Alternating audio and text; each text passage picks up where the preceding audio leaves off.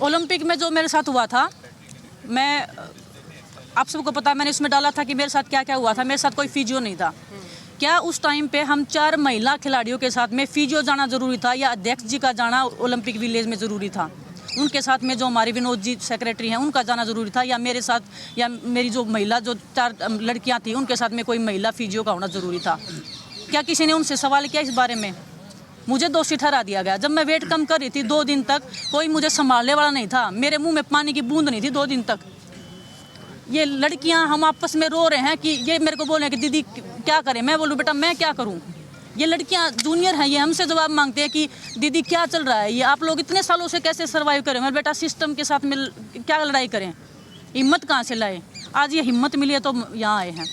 Commonwealth games में मैंने trial दिया है, फिर मैं वो किया, मैंने कॉमनवेल्थ गेम्स जीता है।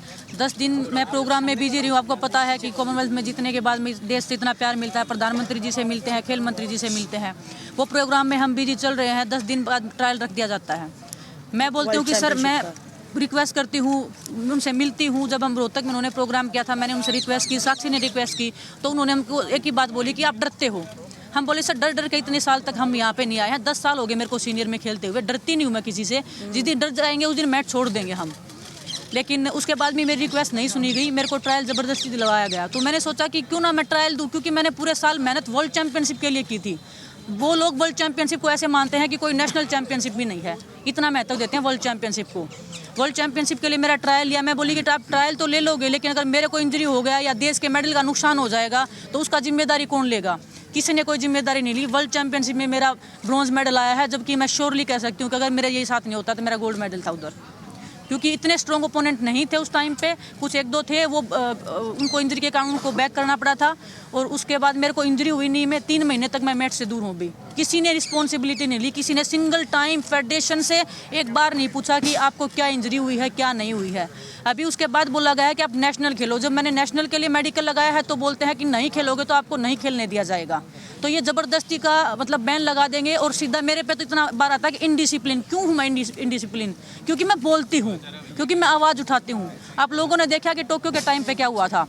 मैं आवाज़ उठाती हूँ तो उनको पसंद नहीं आता है, वो सोचते हैं कि इनको कैसे रोका जाए। अंशु है इधर, सोनम है, ये ओलंपिक्स में मेरे साथ थे। इनसे पूछे क्या इनके मैं साथ रही नहीं हूँ। बजरंग भी उधर था, इन्होंने देखा था क्या मैं इनके साथ नहीं रही हूँ? क्या मैंने इनके साथ ट्रेनिंग नहीं किया? टोक्यो ओलंपिक्स के बाद मेरे को बिल्कुल देशद्रोही बना दिया था एक किस्म से फेडरेशन ने।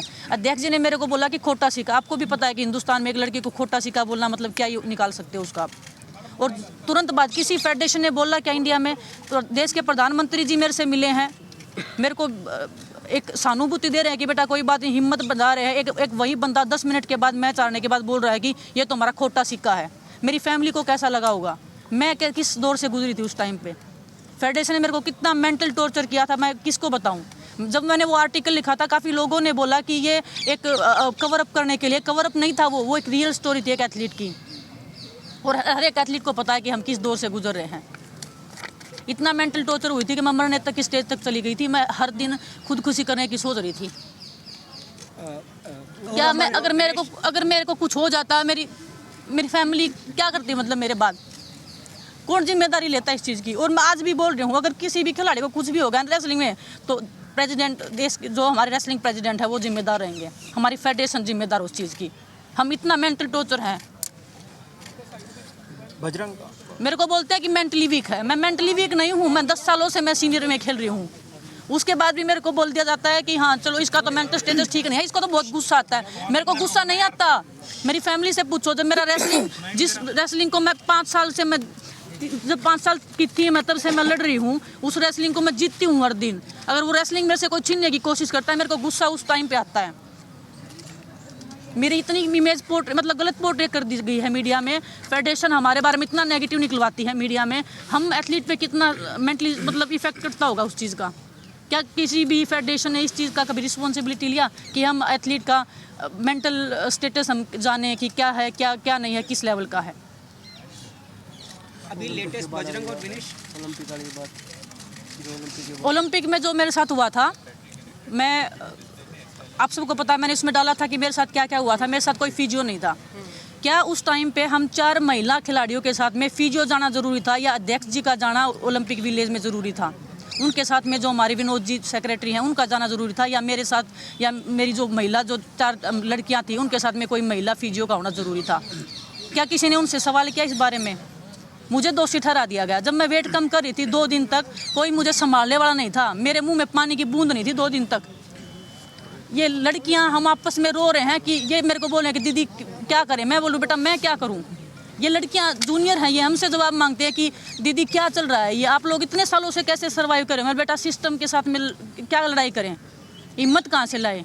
आज ये हिम्मत मिली है तो यहाँ आए हैं। और हिम्मत है ये हमारे जूनियर खिलाड़ी हैं जो हमारे साथ खड़े हैं। और हम भीड़ इसलिए इकट्ठा नहीं करना चाह रहे क्योंकि हम शांति से हम प्रदर्शन करना चाह रहे हैं, नहीं तो देश के सभी पहलवान जो रेसलिंग में जुड़े हुए हैं वो सभी हमारे साथ हैं। और ऐसी चीज़ नहीं है कि हम या 20-30 आदमी आए हैं तो सिर्फ इसलिए हम बस शांतिपूर्वक इसका समाधान चाह रहे हैं। बजरंग जी, डिमांड क्या है आप लोगों की? और आप लोगों की सीधी बातचीत और पहुंच प्रधानमंत्री तक है, फिर आप लोगों को प्रदर्शन पर क्यों बैठना पड़ रहा है? आपकी बात पहुंच क्यों नहीं रही ऊपर? देखिए, हम चाह रहे हैं कि भाई जो फेडरेशन है उसका बदलाव हो, और प्रधानमंत्री जी ने हमेशा खिलाड़ियों का सपोर्ट किया है और हमें उम्मीद है कि अब भी वो हमारा सपोर्ट करेंगे और ये समाधान प्रधानमंत्री जी और गृह मंत्री जी जरूर करेंगे। बजरंग, आप एक वीडियो के बारे में बोल रहे थे जिसमें वो गाली भैया एक मिनट, एक बजरंग आप एक वीडियो के बारे में बोल रहे थे जिसमें नेताजी गाली गलौज कर रहे थे, जो आप बोल रहे हैं कि हाँ जी भाई, उसके बारे में विस्तार से था कि वो कौन कब की घटना है, कब गाली गलौज वो अभी उधर की है, रांची की है, और पिछले नेशनल था और कोई खिलाड़ी था वो उसमें शायद हरियाणा का ही खिलाड़ी हो कोई, तो उसको बोला था उन्होंने कि हरियाणा ने आज तक कोई नेशनल करवाया है, तो उसमें ऐसा अभद्र शब्द प्रयोग किया गया था जो मैं आप लोगों के सामने नहीं बता सकता क्योंकि हमारे साथ महिला खिलाड़ी भी हैं। और जो शोषण हमारे जो कुश्ती के साथ हो रहा है तो वो बहुत गलत हो रहा है। विनेश, आपने जो मेंटल टॉर्चर की बात की, आपने बहुत बड़ी बात भी बोली कि आप सुसाइड के बारे में भी सोच रही थी, तो कहीं ना कहीं इतना वक्त क्यों लगा आपको बाहर आके बोलने के लिए, या आज ऐसा क्या हुआ कि आप लोगों को लगा बस अब और नहीं, अब हमें बोलना है? देखिए, आप सबको पता है, बहुत सारे जर्नलिस्ट जो स्पोर्ट्स को कवर करते हैं उनको पता है कि कितने पावरफुल वो हैं, कितने बार के वो एमपी हैं, पैसा उनके पास है, पावर में वो बैठे हैं, पावर पोजीशन पे बैठे हैं। तो हम एथलीट को मतलब यही कि वो पहली बात तो हमारे पास धमकी आती है छोटी छोटी चीज़ों के लिए कि आपको जान से मरवा देंगे, जान से बढ़ के तो कुछ नहीं देता है। ये उनके जो खास लोग हैं उनके फ़ोन पे जब मैं नाम जब जरूरत होगी मैं नाम लूँगी, मैं ऐसे ओपन में नाम लूँगी तो मेरे लिए भी एक लीगली मेरे लिए भी वो हो जाएगा, लेकिन हाँ जब जरूरत होगी मैं नाम भी लूँगी। टोक्यो ओलंपिक्स के बाद में फेडरेशन के ही खास बंदे हैं। टोक्यो ओलंपिक्स के बाद में मेरे पास जब मैं प्रधानमंत्री जी से मिली, मैंने शिकायत किया, प्रधानमंत्री जी ने मेरा सपोर्ट किया, मेरे को 2 साल के लिए बैन कर रहे थे इनडिसिप्लिन में, जबकि मेरा कोई गलती नहीं था। अगर मेरा गलती था, मैंने सिंगलेट पहना था, वो भी क्या उस सिंगलेट पे विनेश नहीं लिखा था? क्या उस सिंगलेट पे तिरंगा नहीं था? क्या उस सिंगलेट पे इंडिया नहीं लिखा था? इतना जो हमारा किट होता है वो इतना जीरो क्वालिटी का होता है कि हम उसको पहन के कंफर्टेबली फील नहीं करते, तो मैट पे क्या ही रेसलिंग करेंगे। और मेंटल कितना वो होता है कि हम अगर अच्छे से कॉस्ट्यूम नहीं पहन रहे, हमारी फैमिली देख रही है अच्छे से किट नहीं पहन रहे हैं, तो मैंने सिर्फ वो सोच के कि ओलंपिक्स में आई हूँ, मेरे माइंड में 1% कहीं पे ये नहीं होना चाहिए कि ये हो रहा है, सिर्फ मेरा रेसलिंग पे फोकस होना चाहिए, इस करके मैंने वो कॉस्ट्यूम पहना था।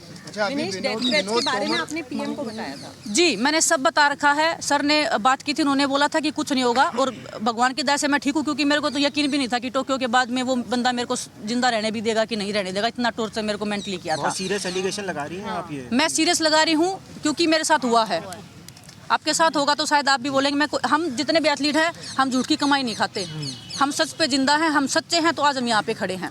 जी, अभी फेडरेशन मेरा जो कोच था उसके बारे में इतनी गलत बातें बोलेगी कि वो हमारी कंट्री का पैसा खा के भाग गया। आज कोई भी बाहर से कोच यहाँ आने को रेडी नहीं है, सिर्फ क्योंकि इन्होंने इतनी इमेज पोर्ट्रे कर दी। हम किसी को सामने से अप्रोच करने लायक नहीं छोड़े कि प्लीज़ आप हमारी कंट्री में आइए, हमें कुछ सिखाइए रेसलिंग के लिए। हमको इंडिया में कोचिंग का इतना अच्छा नहीं है और बाहर से हम लेके नहीं आ सकते, तो हम एथलीट जाएं तो कहाँ जाएं? और बाहर के